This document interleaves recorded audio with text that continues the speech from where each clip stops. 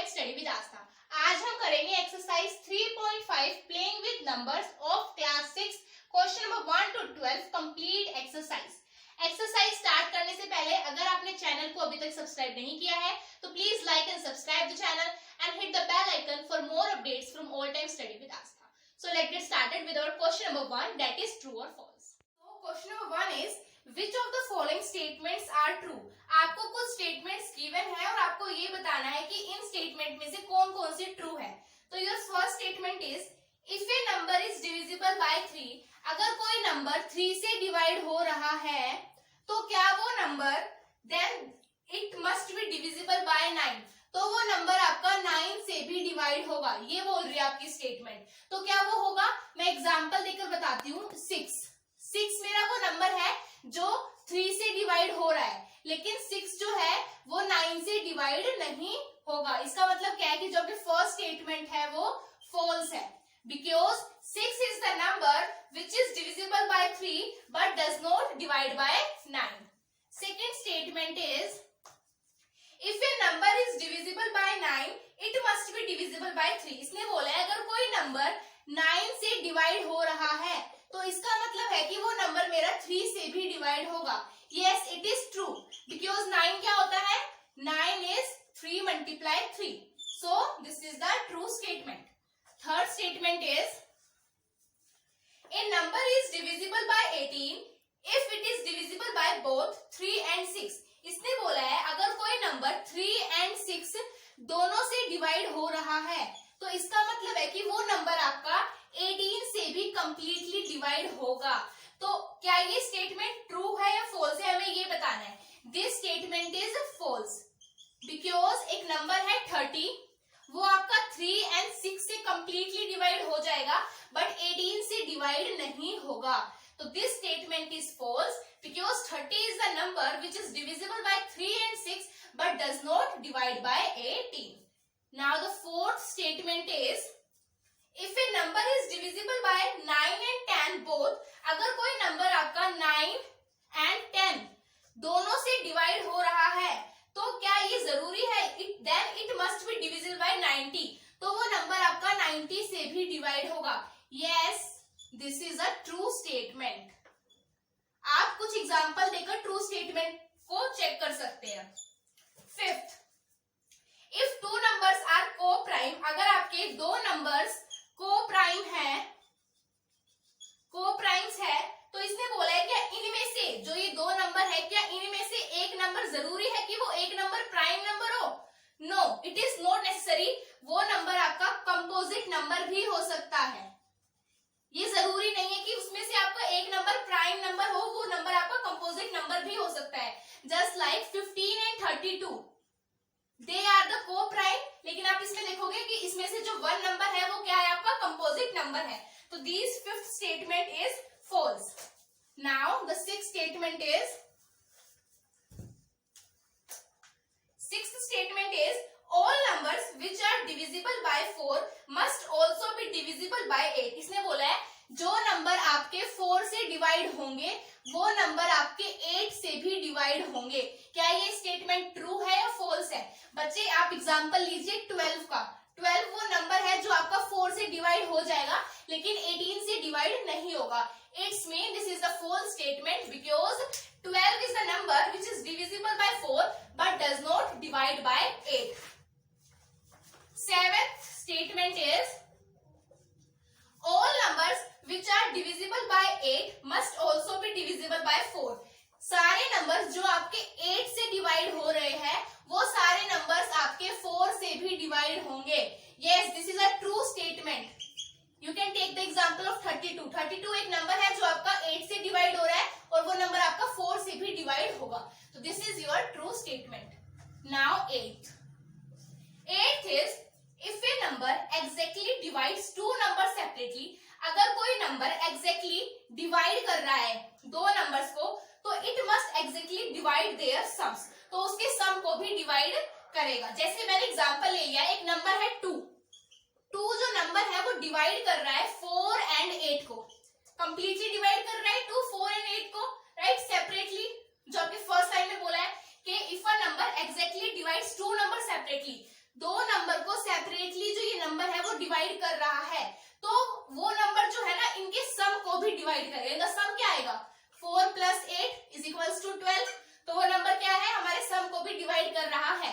तो this statement is true. Now the last statement is, if a number exactly divides the sum of two numbers, it must exactly divide the two numbers separately. इसमें इसका उल्टा बोला है कि अगर मैं दो नंबर का सम लूं, 7 + 5 मैंने ले लिया है, इन दोनों का जो सम आएगा उसको वो नंबर एग्जैक्टली डिवाइड कर रहा है, उसको वो नंबर एग्जैक्टली डिवाइड कर रहा है, 2 एग्जैक्टली डिवाइड कर रहा है। लेकिन जब मैं इनको अलग अलग लूंगी तो 7 और 5 को 2 तो डिवाइड नहीं कर रहा है एग्जैक्टली, राइट। तो इसका मतलब क्या है कि जो ये स्टेटमेंट है वो फॉल्स है। आप ये वाला एग्जांपल देकर शो कर सकते हैं। तो इस तरीके से आपको बताया था कि आपकी स्टेटमेंट ट्रू है या फॉल्स है। I hope question number 1 true और फॉल्स अच्छे से क्लियर हो गया होगा। नाउ क्वेश्चन नंबर 2 इज आपको 2 फैक्टर ट्री गिवन है अलग अलग 60 के, और आपको जो ये मिसिंग फिगर है, ये मिसिंग फिगर कैलकुलेट करके लिखनी है कि ये मिसिंग फिगर मेरी क्या क्या होगी। ठीक है, तो मैं स्टार्ट करती हूँ विद द ए पार्ट। 60 को इसने ब्रेक डाउन किया है 6 और 10। कैसे आया वो, जब मैंने 6 को 10 से मल्टीप्लाई किया तो 60 आया मेरा। ओके, तो अब इसने 6 को किया 2 और यहाँ पे क्या आएगा हमें ये बताना है। तो अब मैं यहाँ पर भी क्या करूंगी, मल्टीप्लाई करके देखूंगी। तो 2 को मल्टीप्लाई मैं किससे करूं कि मेरा आंसर 6 आए। तो आई विल मल्टीप्लाई बाय 3, 2 3 6, तो यहाँ पर आएगा 3 कि मैंने 2 को 3 से मल्टीप्लाई किया ताकि मेरा आंसर क्या आ गया, 6 आ गया। अब चलते हैं दूसरे की तरफ, 10 की तरफ चलती हूँ मैं।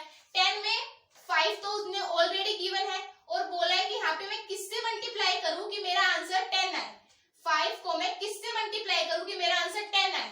तो आई विल मल्टीप्लाई बाय 2, 5 2 जा 10, तो यहाँ पर आ जाएगा मेरा 2। तो this is your first vector tree जिसमें हमने यहाँ पर डाला 3, 2 3 6 और यहाँ पर डाला 2, 5 2 जा 10। नाउ द बी इज 60 को मैंने डिवाइड किया है इस तरीके से 30 और इस तरीके से। तो मैं अब 30 को किससे मल्टीप्लाई करूं कि मेरा आंसर 60 आएगा। 30 को मैं किससे मल्टीप्लाई करूं कि मेरा आंसर 60 आएगा। तो 30 को मैं 2 से मल्टीप्लाई करूंगी, 30 2 जा 60। ओके, नाउ अब मैंने इस 30 को डिवाइड किया 10 ऐसे। तो अब मैं 10 को किससे मल्टीप्लाई करूं कि मेरा आंसर 30 आए। मैं 10 को किससे मल्टीप्लाई करूं कि मेरा आंसर 30 आए। तो आई विल मल्टीप्लाई बाय 3, तो मैंने यहाँ पे मल्टीप्लाई कर दिया 3 से। अब उसने 10 को ब्रेक डाउन कर दिया 2 पीसेस में और बोला है अब ये बताओ कि यहाँ पर क्या क्या आएगा। तो देखो 10 की अगर मैं बात करूं, अगर हम एक तरीके से एलसीएम ले लेते हैं फिर उसकी प्राइम फैक्टर कर ले 10 के, तो कैसे होगा 2 5 5 1। तो कैसे लिखा जाएगा 10 = 2 × 5। तो यहाँ पे वही आएगा, यहाँ पे 2 और यहाँ पर 5, 2 5। तो फर्स्ट ब्लैंक स्पेस पे 2 आया, 30 2 जा 60, सेकेंड पर 3 आया, 10 3 जा 30 और थर्ड और फोर्थ पर आया 2 5 जा 10। ओके, आई होप आपको वेक्टर ट्री वाला क्वेश्चन अच्छे से क्लियर हो गया। Question number 3 is which factors are not included in the prime factorization of composite number. कौन कौन से फैक्टर आपके इंक्लूड नहीं होते हैं जब हम कंपोजिट नंबर्स का प्राइम फैक्टराइजेशन करते हैं। तो कंपोजिट नंबर्स क्या होते हैं, जिसके मोर देन 2 फैक्टर्स होते हैं। तो जब हम ऐसे नंबर्स का प्राइम फैक्टराइजेशन करते हैं जिनके 2 से ज्यादा फैक्टर्स होते हैं, तो उसमें कौन सा फैक्टर इंक्लूड नहीं होता है, हमें वो बताना है। जस्ट लाइक मैं एग्जांपल लेकर बताती हूँ। मैंने 6 एग्जांपल ले लिया। 6 इज माय कंपोजिट नंबर, क्योंकि 6 के मोर देन 2 फैक्टर होता है। फैक्टर लिखूं तो 1 2 and 3 are the factor of 6, right. तो इसके मोर देन 2 फैक्टर हो गए, इसका मतलब ये कंपोजिट नंबर है। तो अगर मैं 6 को वेक्टर ट्री में लिखूं, जैसे हमने क्वेश्चन नंबर 2 में लिखा था, तो मैं कैसे लिखूंगी 2 3, राइट। मैं इसको कभी ऐसे नहीं लिखूंगी ना कि 1 × 6, नहीं लिखूंगी ना। I will never write it in that manner. या फिर जो मैंने क्वेश्चन नंबर 2 में 60 लिखा था, तो उसको 2 तरीके से किया गया था। एक को तो अगर मैं कर सकती थी ऐसे 6 10 लिख सकती थी, एक को मैं लिख सकती थी ऐसे 32, लेकिन ऐसे तो नहीं लिख सकती ना मैं 60 160। तो ये दोबारा फिर वही 60 आ गई, दोबारा इसको मेरे को तोड़ना पड़ेगा, इसको मैं दोबारा 160 लिख दूंगी, नहीं। तो इसका मतलब क्या है कि कौन सा फैक्टर है जो आपका इंक्लूड नहीं होता, that is your 1। Number 1 is not included in the prime factorization of composite number. 6 है, मैं 6 को कभी ऐसे नहीं लिखूंगी 1 6, क्योंकि वो अगेन आ गया वहां पर, मैं लिखूंगी 2 3। ओके, तो 1 is the number which is not included in the prime factorization of composite number. So this is your question number 3. Now the next question number 4 is write the greatest 4-digit number and express it in terms of its prime factors. मुझे सबसे पहले 4 digit का greatest number लिखना है, तो everyone know that the greatest 4 digit number is 9999। Then question में बोला है कि देन इस नंबर को एक्सप्रेस करो इट्स प्राइम फैक्टर्स, इसके प्राइम फैक्टर्स में इसको एक्सप्रेस करो। तो मैं कैसे, दो तरीके से एक्सप्रेस कर सकती हूँ। एक तरीका तो मेरा इस तरीके से मैं इसे एक्सप्रेस कर सकती हूँ, एक मैं वेक्टर ट्री बना के एक्सप्रेस कर सकती हूँ। ओके, तो मैं इस वाले से कर रही हूँ। सबसे पहले मैं 3 से करती हूँ, तो यहाँ पे 3 3 is 9, 3 3 is 9, 3 3 is 9, 3 3 is 9। Now I am doing it again by 3, so it is 1 1 1 1, right? अब मैं इसे किससे कर सकती हूँ? 11 से, तो इसे मैं कैसे लिख दूंगी? 1 0 1। अब मैं इसको किससे कर सकती हूँ? किसी से होगा ही नहीं है, तो ये होगा सिर्फ 1 0 1 से, तो ये क्या आ जाएगा 1। ये मेरा प्राइम फैक्टर है, इसलिए और किसी से होगा ही नहीं। तो मैंने इसे एक्सप्रेस कर दिया 9999 को 3 मल्टीप्लाई 3 मल्टीप्लाई 11 मल्टीप्लाई 1 0 1। ओके, मैं इसे ऐसे भी कर सकती थी कि 9999 ऐसे लिख दिया, 3 3 3 3 3। देन मैंने इसे ऐसे लिख दिया वेक्टर ट्री के उसमें 1 1 1 1, फिर इसको ऐसे लिख दिया 11 1 0 1। इसको मैं वेक्टर ट्री के उसमें भी कर सकती थी प्राइम फैक्टर, और इसको इस तरीके से भी कर सकती थी। फिर आपको लास्ट में ये वाली लाइन शो करनी थी। Question number 5 is right the smallest, इसने बोला है स्मॉलेस्ट 5 डिजिट नंबर बताओ और फिर उसका प्राइम फैक्टर करो। तो स्मॉलेस्ट 5 डिजिट नंबर क्या होते हैं? 1 0 0 0 0, this is the smallest 5 digit number, right? अब मैं इसका प्राइम फैक्टर करूंगी। प्राइम फैक्टर से मैं किससे स्टार्ट करूंगी? आई विल स्टार्ट विथ 2, तो 5 0 0 0, ठीक है। देन अगेन 2, तो it is 2 5 0 0।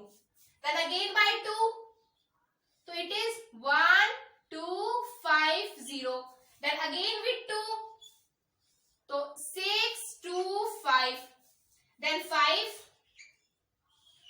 5 1 is 5, 5 2 is 10, 5 5 is 25। Then again with 5, this is 2, 5 2 is 10, 5 5 is 25।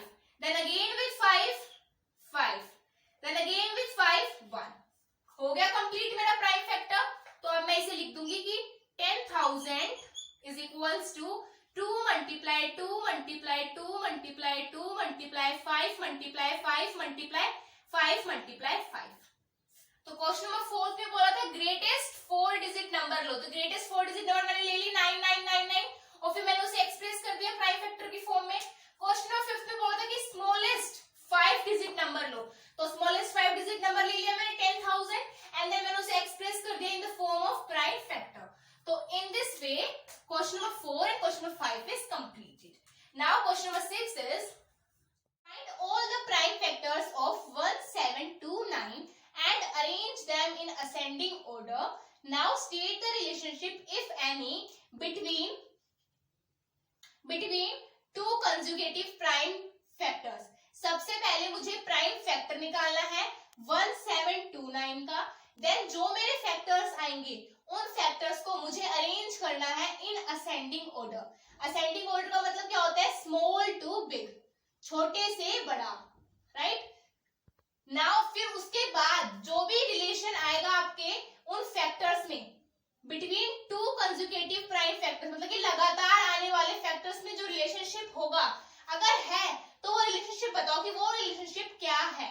तो मैं स्टार्ट करती हूँ with the first, find all the prime factors of 1729। हम इस तरीके से प्राइम फैक्टर्स निकालते हैं 1729। अब देखो मेरा 1729 किसकी टेबल से जाता है? 7, right? 7 2 is 14, then 4 and then 7. Okay. Now 247 goes from 13 से जा रहा है यहाँ पर 19, then 19 and then 1. Okay. तो 1729 के फैक्टर्स क्या हो मल्टीप्लाई 19। तो इतना हो गया मेरा कंप्लीट। नाउ बाद में क्या बोला है, arrange them in ascending order, फिर उन्हें असेंडिंग ऑर्डर में अरेंज करो। अब देखो 7, 13 और 19 तो ऑलरेडी मेरे असेंडिंग ऑर्डर में है, छोटे से बड़े तो लिखा हुआ है ना, तो ऑलरेडी असेंडिंग ऑर्डर में है, तो मुझे इन्हें अरेंज करने की कोई जरूरत नहीं है। अगर यहाँ डिसेंडिंग ऑर्डर होता तो मैं बिग टू स्मॉल लेती, तो सबसे पहले लिखती 19, देन लिखती 13 एंड देन लिखती मैं 7, सबसे बड़ा 19 देन 13 देन 7। तो असेंडिंग ऑर्डर में मेरा अरेंज हो गया है।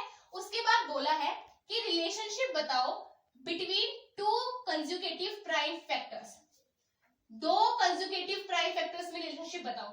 दो नंबर ये लगातार आने वाले फैक्टर्स हैं और दो ये है लगातार आने वाले। इसका मतलब मुझे रिलेशनशिप बताना है बिटवीन 7 एंड 13 और 13 एंड 19 के बीच में मुझे रिलेशनशिप बताना है। देखो माइनस करती हूँ, 13 माइनस 7 इज 6, 19 माइनस 13 इज 6।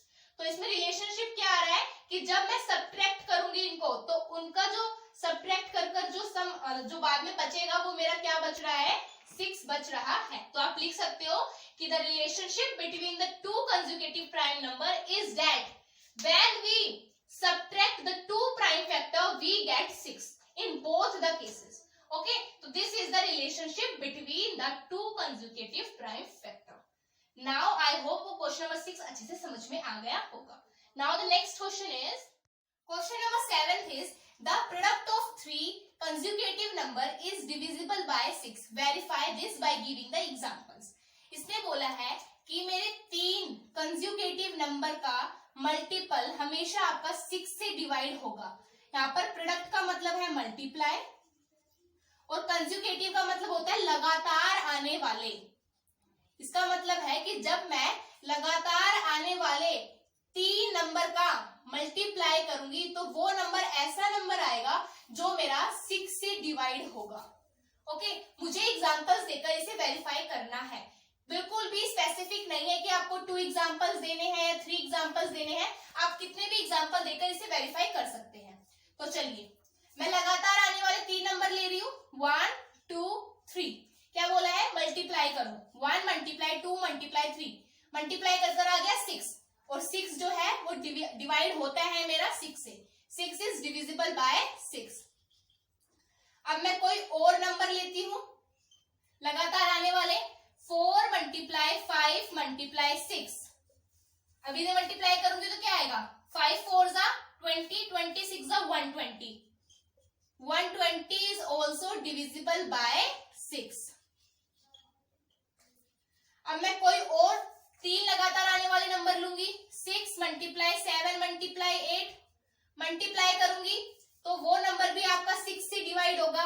और नंबर ले लो, 11 मल्टीप्लाई 12 मल्टीप्लाई 13, ये भी मेरे लगातार आने वाले नंबर है, इनका मल्टीप्लाई करूंगी वो नंबर भी आपका 6 से डिवाइड होगा। ओके, तो इस तरीके से मुझे वेरीफाई करना था। तो this is your question number 7। Now question number 8 is the sum of, यहाँ पर बोला है सम, सम मतलब ऐड और ऊपर बोला था प्रोडक्ट मतलब कि multiply. The sum of two consecutive number, consecutive का मतलब पता है लगातार, is divisible by 4. Verify this by the help of examples. इसने बोला है जब मैं दो लगातार आने वाले ओड नंबर, यहाँ पर ओड नंबर आएगा, सॉरी फॉर द मिस्टेक, लगातार आने वाले दो ओड नंबर का सम करूंगी तो वो नंबर आपका 4 से डिवाइड होगा। सम करूंगी दो लगातार आने वाले ओड नंबर्स का तो वो जो नंबर आएगा वो आपका 4 से डिवाइड होगा। ओड नंबर का, ये इसमें केस है ओड नंबर का, इसमें कुछ केस नहीं था, लगातार आने वाले नंबर लेंगे, यहाँ पे मैं ओड नंबर लूंगी। चलिए हम चेक करते हैं आंसर। लगातार लिया मैंने 1 प्लस 2, 2 मैं नहीं ले सकती हूँ क्योंकि 2 मेरा इवन नंबर है, तो लगातार क्या आएगा 1 प्लस 3, दो नंबर लेने हैं, दो मैंने ले लिए हैं, इज इक्वल्स टू 4। तो मैं इसका लिख दूंगी 4 इज डिविजिबल बाय 4। अब और एग्जाम्पल, लगातार आने वाले ओड नंबर लेने हैं, 5 प्लस 7, 7 प्लस 5 इज 12, तो 12 भी मेरा 4 से डिवाइड होता है। और एग्जांपल ले लेते हैं, वी कैन टेक 3 प्लस 5, ये भी लगातार आने वाले ओड नंबर है, that is 8, 8 is also divisible by 4। और example 7 plus 9, it is 16. 16 is also divisible by 4. Okay, तो इस तरीके से मुझे वेरीफाई करना था. इसमें बस आपके पास अलग अलग कंडीशन आ जाएंगी, इवन नंबर आ जाएगा, यहाँ पर कुछ और आ जाएंगे. बस क्वेश्चन आपको इसी तरीके से करना है. Okay, now the next question is, question number 9 is, in which of the following prime factorization has done. हमें ये बताना है कि जो ये 4 पार्ट्स है, इन 4 पार्ट्स में से किस किस में प्राइम फैक्टराइजेशन हो रही है. तो हम कैसे चेक करते हैं कि प्राइम फैक्टराइजेशन है या नहीं है. जो आपके फैक्टर्स हैं, अगर वो सारे फैक्टर्स आपके प्राइम नंबर है, प्राइम नंबर है, तो इसका मतलब है कि आपकी प्राइम फैक्टराइजेशन हो रही है, हैज डन. ओके, लेकिन अगर कोई एक भी नंबर आपका प्राइम नंबर नहीं है, इसका मतलब है कि वहां पर प्राइम फैक्टराइजेशन नहीं हो रही है. तो अब हम एक एक कर सारे में फाइंड आउट करेंगे. देखो, प्राइम नंबर हमें ऑलरेडी पता है. प्राइम नंबर वो नंबर्स होते हैं जिनके 2 फैक्टर्स होते हैं. एक तो होता है 1 और एक वो नंबर इटसेल्फ, वो नंबर खुद होता है, राइट. वो होते हैं प्राइम नंबर्स. देखो 24 is equals to 2 multiply 3 multiply 4. अब देखो 2 is a prime number, 3 is a prime number, but 4 is not a prime number. तो यहाँ पे लिख दो, since 4 is not a prime number. क्या बताया था मैंने, अगर प्राइम नंबर नहीं है तो प्राइम फैक्टराइजेशन नहीं होगा. तो लिख दो, so prime factorization has not been done. तो इसमें नहीं हुआ. Second part, 56 is equals to 7 multiply 2 multiply 2 multiply 2. अब बताओ, 7 is a prime number, 2 is a prime number.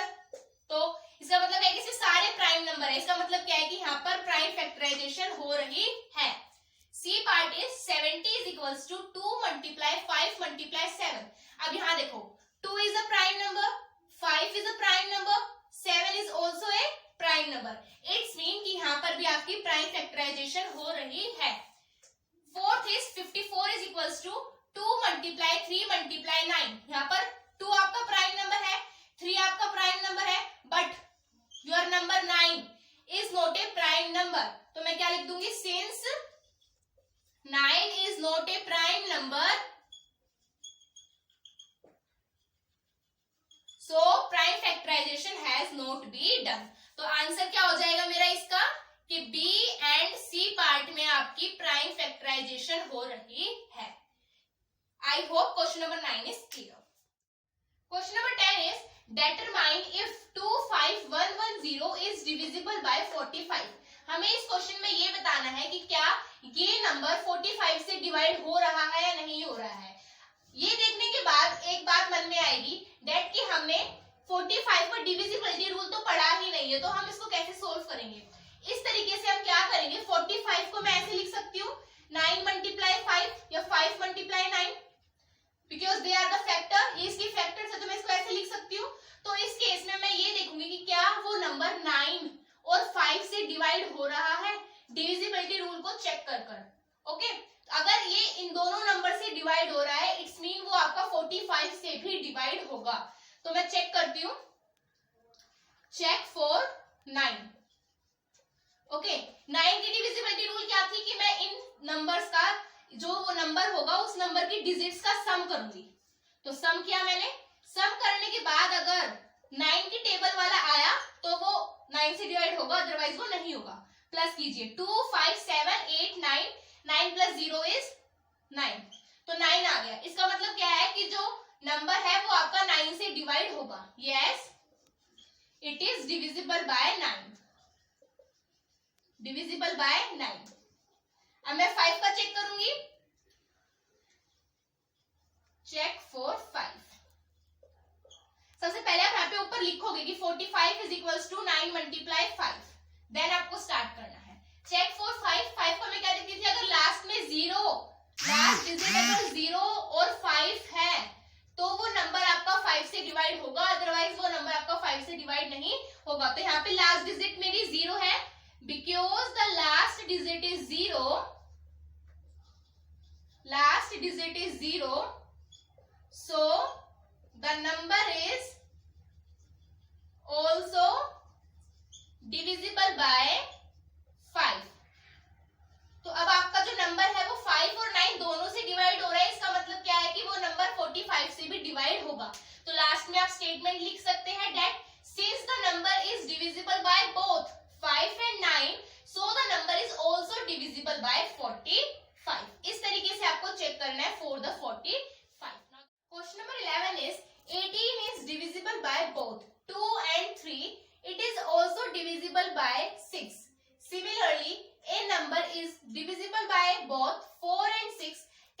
said that the number is also divisible by 24.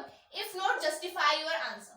Question में बोला गया है कि एक नंबर है वो 18 आपका 2 और 3 दोनों नंबर से डिवाइड हो रहा है. ओके अगर वो दोनों नंबर से डिवाइड हो रहा है तो वो 6 से भी आपका डिवाइड हो रहा है. आप चेक भी कर सकते हो. जो 18 है वो आपका 2 और 3 दोनों से डिवाइड हो रहा है. उसका मल्टीप्लाई करेंगे हम 2 और 3 का तो 6 आएगा. तो वो 6 से भी मल्टीप्लाई हो रहा है. वैसे ही क्या कोई भी नंबर ए नंबर 4 और 6 उन दोनों से डिवाइड हो रहा है 4 और 6 से, तो क्या वो नंबर इनके मल्टीपल 24 से भी डिवाइड होगा? अगर नहीं होगा तो अपने आंसर को जस्टिफाई करो. तो ऐसे क्वेश्चंस में हम एग्जांपल लेते हैं. तो I am taking example of 12 and 32. तो अब इन्हें चेक कीजिए. देखो 12 और 32 मैंने दो एग्जांपल लिए. 12 देखो सबसे पहले 12 मेरा 4 और 6 से डिवाइड हो रहा है या नहीं? यस 4 से डिवाइड हो रहा है. नाउ 6 यस वो हमारा 6 से भी डिवाइड हो रहा है. नाउ 12 को मैं 24 से डिवाइड करके देखूंगी right, but it will not divide. 0 point something आएगा राइट. तो इट इज नॉट डिवाइड नहीं हो रहा है. मैं 32 का एग्जांपल लेके देखती हूँ. ऐसे ही देखो 4 को करके देखो 32 से इट विल डिवाइड. 6 से करके देखोगे 32 को तो it will not divide right. इसका मतलब क्या है? फर्स्ट एग्जांपल से ही साफ साफ क्लियर हो रहा है कि अगर कोई भी नंबर जो है अगर वो 4 और 6 से डिवाइड होगा इसका मतलब ये नहीं है कि वो नंबर उनके मल्टीप्लाई से 24 से डिवाइड होगा. Okay no, because 12 is divisible by both 4 and 6 but not divisible by 4 multiply 6 is equals to 24. आपको इस तरीके से इसमें एग्जांपल देना था. मैंने एग्जांपल दे दिया. इस तरीके से आपको क्वेश्चन नंबर 11 सोल्व करना है. Question number 12 is I am the smallest number having 4 different prime factors. Can you find me? मैं सबसे छोटा नंबर हूं जिसके पास 4 अलग अलग प्राइम फैक्टर्स है. क्या आप मुझे फाइंड आउट कर सकते हैं? इसका मतलब है कि हमें इसमें एक ऐसा स्मॉल नंबर फाइंड आउट करना है जिसके 4 डिफरेंट प्राइम फैक्टर्स होते हैं. अब प्राइम नंबर्स क्या होते हैं? इसमें दो चीजें हमारे पास प्राइम फैक्टर्स. तो फर्स्ट प्राइम नंबर्स क्या होते हैं? प्राइम नंबर्स वो नंबर्स होते हैं जिनके या तो हमारा 1 फैक्टर होता है या फिर वो नंबर खुद फैक्टर होता है. Just like I am taking example of 2 के फैक्टर क्या होंगे? 1 एंड 2. तो इसका मतलब 1 है एक फैक्टर और एक वो खुद है उसका फैक्टर. और फैक्टर हमने पढ़ा था कि भाई वो किस किस की टेबल में आता है. हमने इस तरीके से हमने फैक्टर्स पढ़े थे. तो अब हमने क्या लेना है? 4 डिफरेंट प्राइम फैक्टर्स और वो स्मॉलेस्ट नंबर बना रहा है. तो मैं क्या लूंगी? 4 स्मॉलेस्ट प्राइम नंबर्स. तो 4 छोटे छोटे प्राइम नंबर्स कौन कौन से होते हैं? 2 is the smallest prime number, then 3, then 5 and then 7. तो these are the 4 smallest prime number. अब जब हमारे पास फैक्टर्स होते हैं तो उन फैक्टर्स को मैं नंबर में कैसे चेंज करती हूँ? बाय मल्टीप्लाई करके करती हूँ. तो मैं लिख दूंगी हेंस द रिक्वायर्ड नंबर. इनको मैं मल्टीप्लाई करूंगी. मल्टीप्लाई करने के बाद जो नंबर आएगा वो नंबर आपको निकालना था क्वेश्चन में. तो that is 210. This is the smallest number that have 4 different prime factors. और जो ये 4 डिफरेंट प्राइम फैक्टर्स है they are the smallest. Okay so I hope आपको question number 1 to question number 12 सारे क्वेश्चन अच्छे से समझ में आए होंगे of exercise 3.5. In the next video we will discuss about exercise 3.6 जिसमें एचसीएफ से रिलेटेड आपके क्वेश्चंस हैं. आई होप अच्छे से सब कुछ क्लियर हो गया होगा. If you have any doubt then ask me in the comment section. I will upload the video according to your problem and queries. Thanks for watching. Bye bye.